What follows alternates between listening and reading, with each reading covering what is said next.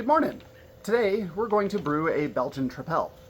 I have currently 12 pounds of a Belgian Pilsen malt, quarter pound of aromatic, and we're going to start milling. So let's get started.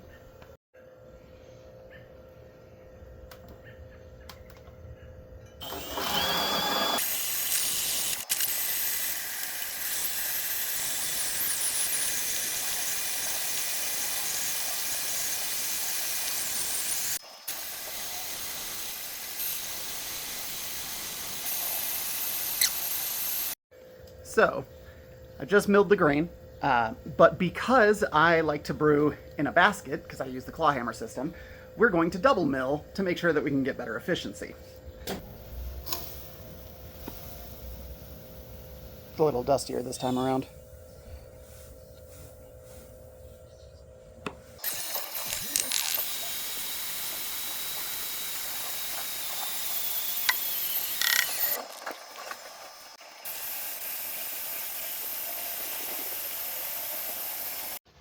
All right, our grain is ground. Now it's time to drop in the basket. Our water is preheated to 152 degrees Fahrenheit. And drop in the basket and mash in.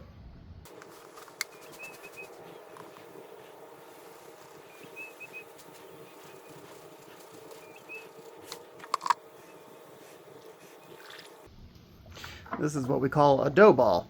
This is also why I'm using a giant whisk instead of a mash paddle, because I'll be able to break it up a little bit easier. And when I'm pouring this all by myself, it does not make it easy to pour and stir. So I'm just going to dump all the rest of the grain in. Problem with the dough balls is that it's wet on the outside but dry on the inside, and therefore not extracting any sugars.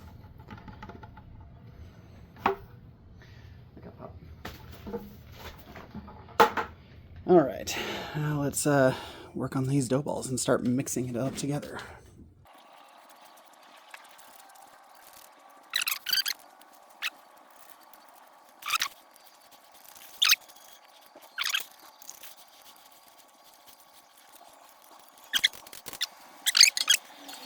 Now, personally, when I brew, I like to, though I have a recirculation pump, I like to stop the pump every 15 minutes and give it a good manual stir just to make sure that everything is cohesive in mixing. So we're going to set a timer for 15 minutes and come right back and do it again. All right, first 15 minutes is up on the mash, so we're going to pause the pump and mix it up again.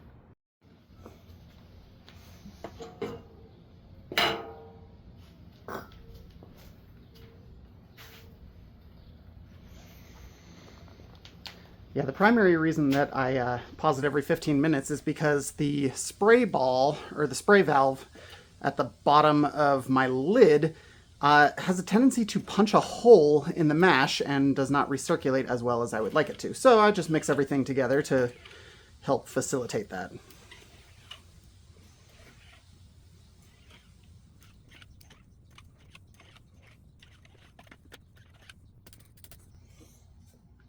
It doesn't take much.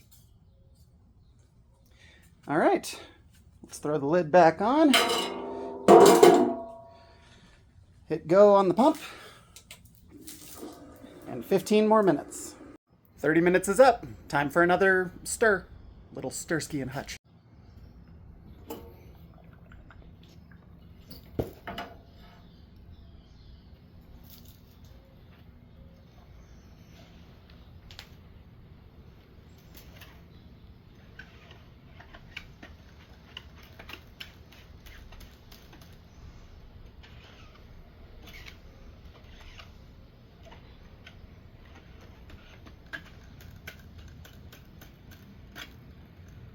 Yeah, now it's looking good.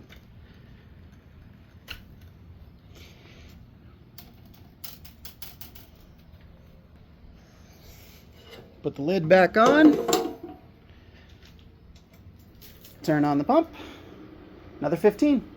45 minutes down. One more to go.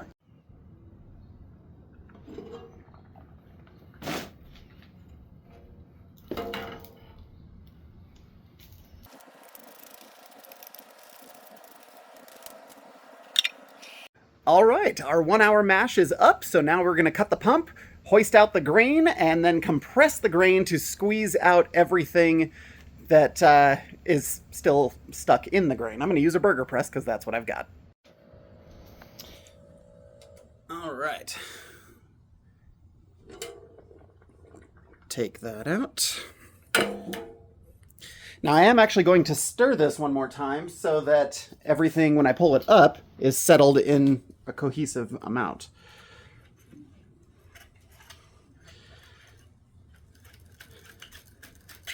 Because I want everything to be an even thing when I pull it out.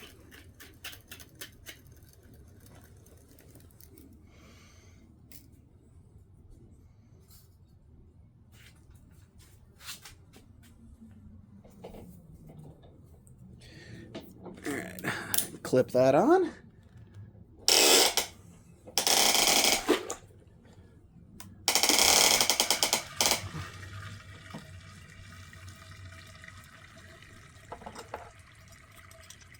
So I've also got these little hooks that I'll put underneath the basket. There we go. Because I'll end up resting the basket on them so that I can actually apply pressure.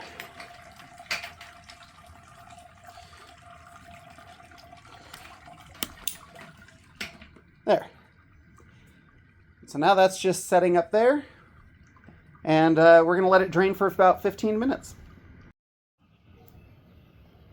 So now we're going to compress all of the liquid out of the grain. And try to squeeze out every little bit we can so that we can get either better, well, both better efficiency and more beer.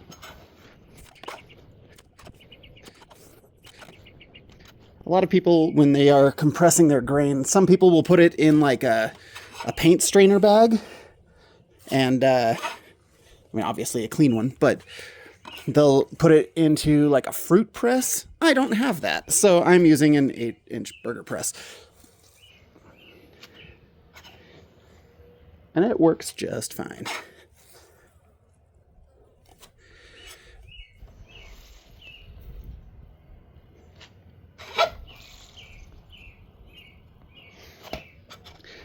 That's also why we put it on these brackets as opposed to just letting it drain. It'll last a lot longer.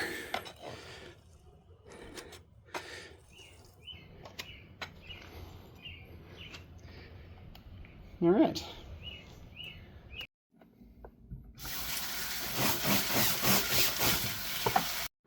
All right. Grain is out, squeezed out and everything, and now we are going to ramp up to a boil. Now I'm on a 120 volt outlet, so it's going to take a while.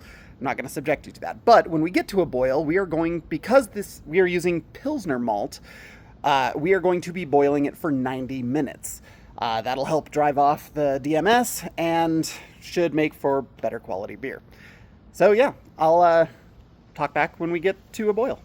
Whew, starting to get warm out here. All right, so we are at about 200 degrees Fahrenheit. Which, at my elevation, it is actually kind of boiling. So, we're good there. But we're going to start a half-hour timer, and then in a half hour, we're going to add in our first round of hops. All right, we're on the next round, adding our first iteration of hops, and we're going to boil this for 45 minutes. So, the hops, we're boiling. Hops are going in. All right, for this next iteration of hops, where we've got 15 minutes left in the boil, we are going to add a teaspoon of Irish moss, as well as another ½ ounce of Tettnang and a ½ ounce of Saaz. Okay, Irish moss right here, going into the boil. Ooh, steamy. And our hops.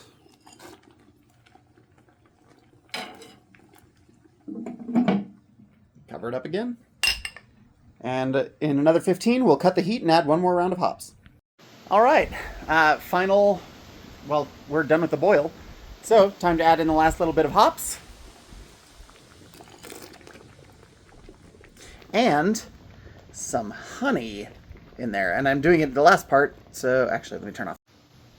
So I'm adding in some honey from the recipe that I got.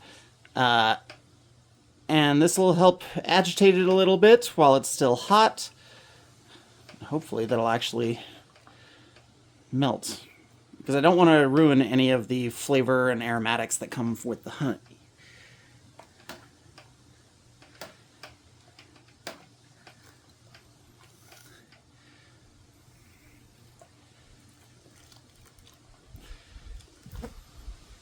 Whew, that's hot.